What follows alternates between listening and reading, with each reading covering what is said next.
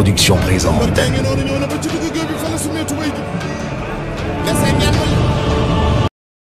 kontaan te yëguloo ko muy Alaaji Papa Seck mi nga xam ne moo doon tëgg làmb gi te génn àddina yàlla dogal njabootam des fi doon ay tuut tànk nga ñëw valoriser njabootam delloosiwaat leen ba tey jii sampaat leen ci làmb ji ba nu amaat fi tànk yu dëgër muy waa kër Papa Seck ba tey kenn mënatu leen a génn ci làmb ji te loolu yow yaa ko joué waaye ma gis sa digganteeg microcentral yi toujours day am xiiroo ak ŋaayoo léeg-léeg ma gis nga am jàppante goo jàppante ak ñoom te nuy ay bokki neen te yow yàlla dogal li nga am ci géwël yi benn promoteur am ko ci géwël yi ma di la laaj réeroo boobu lan moo koy indi lan moo tax ngay réeroo ak géwël yi léeg-léeg surtout microcentral yi. géwël yi ku dëkk ak ñoom réeroo ak ñoom waaw ku dëkk ak ñoom da ngay réeroo ak ñoom parce que xam nga man nee naa la mën naa ko loolu 1000 fois du ma tooñ benn yoon mais nit day am tuuti nu koy waxee de sax du ma wax yar mais élégance c'est-à-dire que communicateur traditionnel amoon na de mais ci biir làmb man 92 laa dugg ci làmb ji xam nga ñan laa daan dal ñoo ma ci fekkoon dama jàppale El Hadj Mansour Mbaye moom nga wax El Hadj Ablaye Nar Samb ak seen géer Moustapha Ndiaye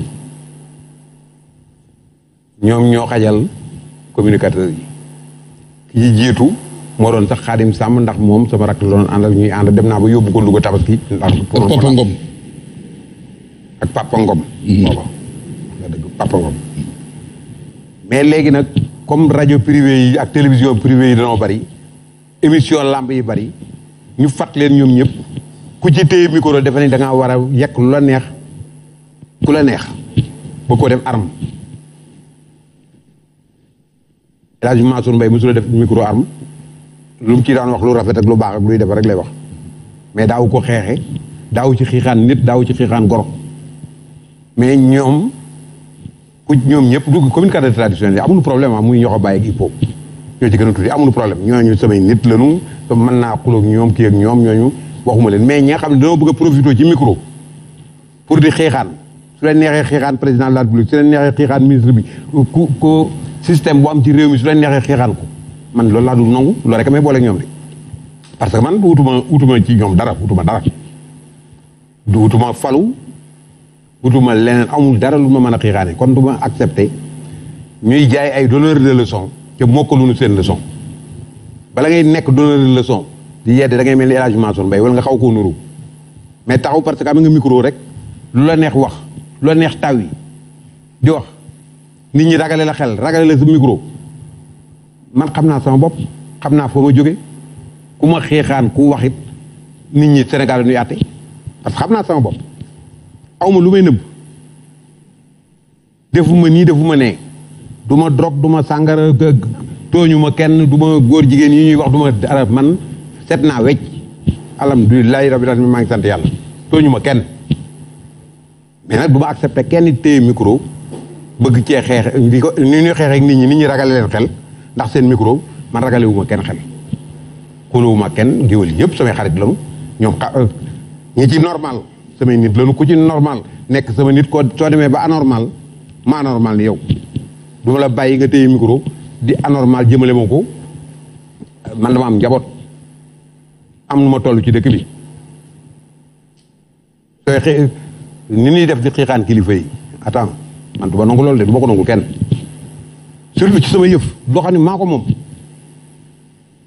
nga ànd ak sa coobare bopp rek tax ngay lu neex wax lu neex def ba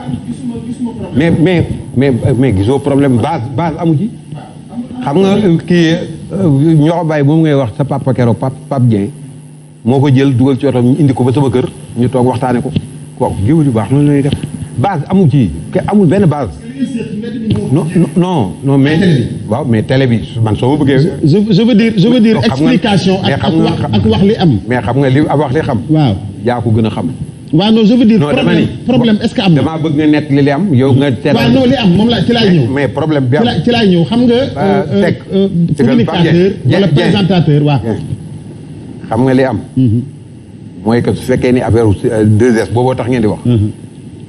léegi sama kër laa toog ñu may joobee ci télé bi. waaw loolu la ci laa bëgg man nag ban ma joobee ñi xam Gaston ñëpp ne woon nañu kii day dugg na. waaw mais est-ce que joobee am na. nga ni est-ce que joobee am na. kon nag ndax loolu loolu xam nga sama doom nga. te bugguma vraiment nga nekk naafeq. déedéet non am na façon boo xam ne soo ko waxee da ngay. boo xamee sama papa xam ne dafa jurul naafeq. non sa papa warula jur naafeq. man du ma doon naafeq. non ndax moom du naafeq kon bul waxee noonu. parce que soo nee dara amul. waaw mais dañuy waxtaan rek papa. dama ne dañu toog ci télé bi dégg Bécaye il expliquait benn situation bu am ci làmb. waaw Bécaye il représente quelque chose au milieu de la lutte. représente dara leen fi représenté. xam nga li ma lay wax mooy fi ngeen bëgg a teg si loolu. représenté wu leen fi dara bàyyi leen ko lu mu tuuti am na lu mu représenté ci réew mi am na lu mu représenté ci média.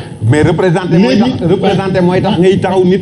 publiquement waaw moom laay expliqué njabootam léegi ngay wax lu la neex. may ma rek Mbengue dama ne moom dafa ni promoteurs yi lan la ñuy jëriñ télé yi il a posé une question ci biir question bu mu posé mu ni pay-per-view dafay yàq làmb bëri la ñu mu waxal léegi ci biir loolu man dama gis ne rek yow yaa moom sa produit am nga sañ-sañu jaayee ko nu mu la neexee est-ce que gënul woon yomb rek nga ne Bécaye lii maa ko moom nii laa koy jaayee ku bëgg jënd ku bëggul bàyyi mais bu fekkee da ngeen di xarit ay xarit ngeen de papa ay xarit ngeen xam nga man kenn du ma jógale ci penc.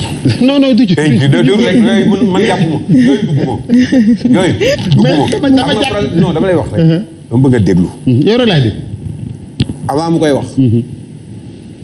dafa yëkkati téléphone am woo boobu émission bi commencé wu. ñu waxtaan ci ba jubóo ba mu ne ma wax nga dëgg amul problème. ma ne ko li may ñaan ni mënu ma koo maye ndax su ma la ko mayee may ko télévision yëpp. te léegi. bi TFM commencé ma woo Malick Thiandoum jotuma ko damaa woo Birane Ndour moo taal otom dem ba foofu ñu teggi leen affaire bi parce que nekkul suñu contrat Malick Thiandoum jël micro bi baalu àq Gaston Production yëpp loolu mooy grandeur.